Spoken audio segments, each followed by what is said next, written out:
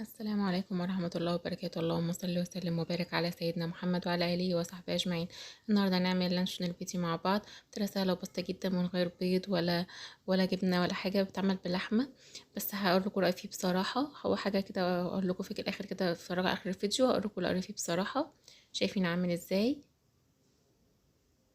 شايفين لونه وقوامه؟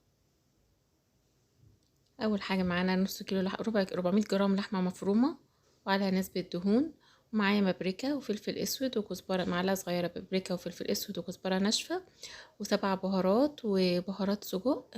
وفي بهارات بتاع اسمها بهارات لانشون بس انا ما كانتش موجوده عندي، ومعلقه كبيره لبن بودره، و60 جرام نشا، ومرقه فوريه، ومكعب مرق عادي، وفص ثوم، وحبهان 3 فصوص حبهان بنشيل قشر عليهم وندقهم، ومعلقه ربع معلقه صغيره بيكنج باودر، وده لون غذائي عادي احمر، عايزه تضيفيه حطيه، مش عايزه براحتك.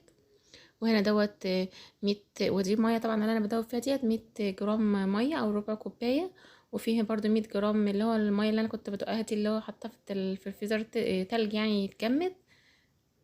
هنحط بقى الميه ونحط اللحمه في الكبه ونضربها لحد ما تنعم معانا، ونحط معاها التلج.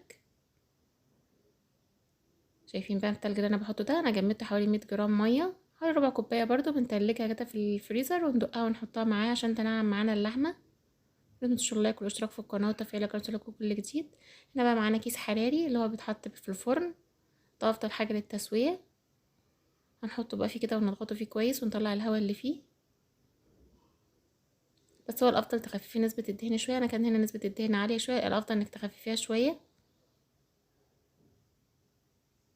هنلفه بقى كده كويس، رول بقى كده مدور كده.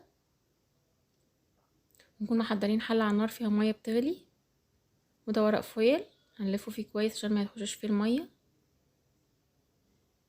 زي ما احنا شايفين كده. اهم حاجة نضغط عليه كويس ونبرمه كويس كده زي الحلويات كده زي ما احنا شايفين كده. منشور لايك والاشتراك وتفعيل عشان يوصلكوا كل جديد. متنسوش تعليقاتكم. هلفها كمان مرة، اهم حاجة اللفة عشان ما يخشلوش مية ويبوظ معاكي. هنا بقى حلة على النار فيها مية بتغلي، هنسيبه حوالي ساعة وربع على النار بالظبط. هنا بعد ما قعد ساعة وربع، هنا كان لسه مطلعاه، كان لسه سخن. انا بس بوريهولكوا واحطه في التلاجة بقى يسقع، بتسيبيه ليلة كاملة قبل ما تقطعيه. شايفين كان طري معايا، طبعا معرفش اقطعه، كان لسه طري، فحطيته في التلاجة. يعني لما يطلع معاكي المنظر ده ما تخافيش، حطيه في التلاجة ليلة كاملة هيطلع معاكي كده متماسك.